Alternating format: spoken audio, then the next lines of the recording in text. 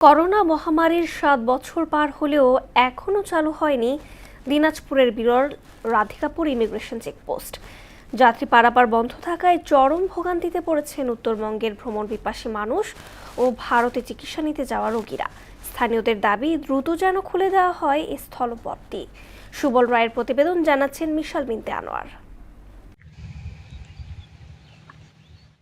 দীর্ঘ ৭ বছর ধরে এভাবেই নীরব নিথর পড়ে আছে দিনাজপুরের বিরল রাধিকাপুর ইমিগ্রেশন চেকপোস্ট। ২০২০ সালে ১৩ই মার্চ করোনা মহামারীর শুরুতে এই পথ দিয়ে যাত্রী পারাপার বন্ধ করে দেয় কর্তৃপক্ষ।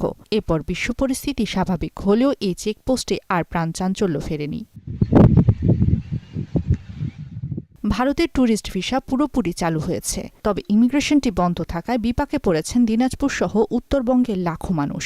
বিশেষ করে উন্নত চিকিৎসার জন্য যারা নিয়মিত ভারতে যান তাদের পোহাতে হচ্ছে চরম ভোগান্তি। হিলি, বাংলাবান্ধা বা বুড়িমারি ঘুরে দীর্ঘ পথ পাড়ি দিতে গিয়ে বাড়ছে খরচ ও ভোগান্তি। হিলি এই দিকে উত্তরে বাংলাবান্ধা ঠাকুরগাঁও দিয়ে খুব অসুবিধা আমাদের। এই দিক দিয়ে হলে আমার সুবিধা খুব আর কি।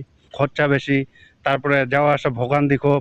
আর এখানে আমাদের এই ভাড়াডাঙ্গি থেকে মাত্র ১ কিলো বা ১.৫ কিলো, এখানে খুব সুবিধা আমাদের। ট্যুরিস্ট ভিসা হোক, মেডিকেল ভিসা হোক, যেতে হয় তাহলে আমাদের হিলি বা বেনাপোল অথবা শিলিগুড়ি, জলপাইগুড়ি।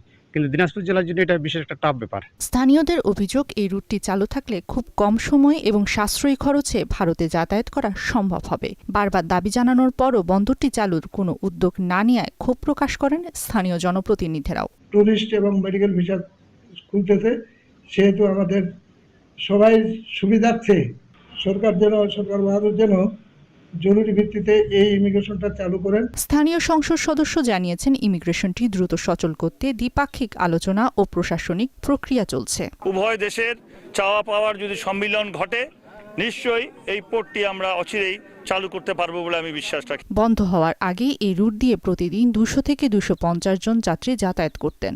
উত্তরবঙ্গের মানুষের এখন একমাত্র দাবি, দ্রুত যেন বাস্তবায়ন করা হয় এই চেকপোস্ট চালুর উদ্যোগ।